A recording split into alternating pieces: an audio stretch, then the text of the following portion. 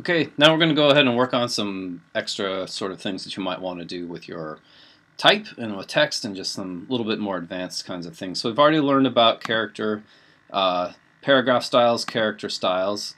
We've learned a little bit about how to place objects, how to use text boxes and link the text between one text box and another one. So there's a lot of different things that you can do. One thing sometimes people like to do is create what's called a drop cap, which is that kind of fancy big letter that people often use at the beginning of a paragraph. So a quick way to think about doing that is to go to paragraph, go over here to drop caps and nested styles. So again, that's just you highlight the, like let's say I want to make this T quite big to make it look fancy. And I can go over here to my paragraph palette. I can click on drop caps and nested styles. I can click on that. And then I can just say how many lines down, so how far down do I want this to go. So let's just say I go with 3. 3 lines down. I can align for that left edge. There's all these other kinds of options that you can go with. But let's just go ahead and click OK on that. And we'll see how it looks. And you can see that it's now made my T big the way I would maybe have it if I was going to make a kind of an illuminated manuscript or something like that. Then the other thing that you can do is you can adjust your kerning and your leading a little bit just to try to tweak this a touch. So if you just hold down the Shift Option keys and you put your cursor in between there, you can actually kind of nudge the text over just a little bit. And so, you know, try and figure out what looks good for that. You can also do that with other areas if you want to try and adjust them. So, for example, if you think there's maybe a little too much space between the D and the N here, you can nudge those back closer together.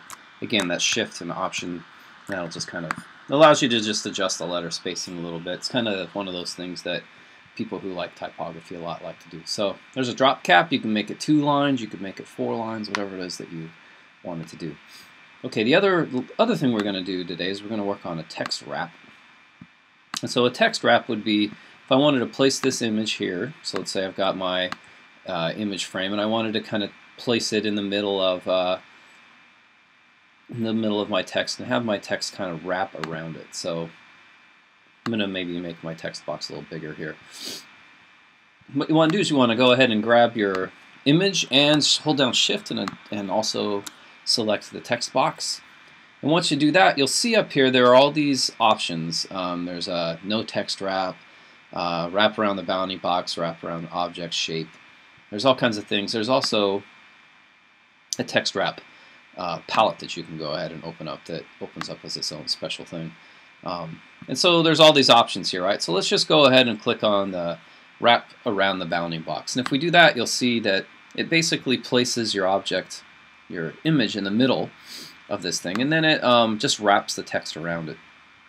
So one of the things that might get on your nerves a little bit is that the text is a little bit tight along here, along the edge of this, and if you have, like, let's say this image had a black border or something like that, you would really not look good. So we have all these options here for increasing how much space there is around our text wrap. So if you just kind of nudge these little different things around in a different way, you'll see how you can adjust the way the text works. The other thing to note is that if you see here, you'll also see that there's a whole bunch of like hyphens, right? So it's kind of trying to fit your text in and save you some space with these hyphenation marks there. You may not want that.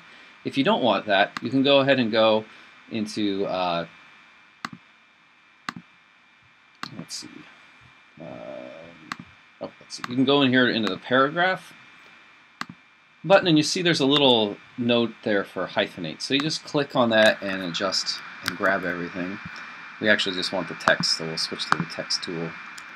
And you can see that there's as soon as I've checked in the text box, I can click the hyphenate button. If I uncheck that, it's going to basically remove all of that hyphenization, and it's going to change it around. So I would need to go in here, obviously, and do a little bit of work to try and make this text look better, but it's just a way to kind of wrap your text around an object if you want to. Maybe the easiest way to do this would actually be to take my text and move it over if I could, and you can see how it adjusts everything. So I could put it there, and then it would kind of continue to wrap the text around. So those are just a few things that you can work with in typography that will help make this project look a little bit better. Remember, you can put your text into columns. you can change it around, but there's a lot of options that you can play with in here. So now your job is to design a great looking sort of booklet.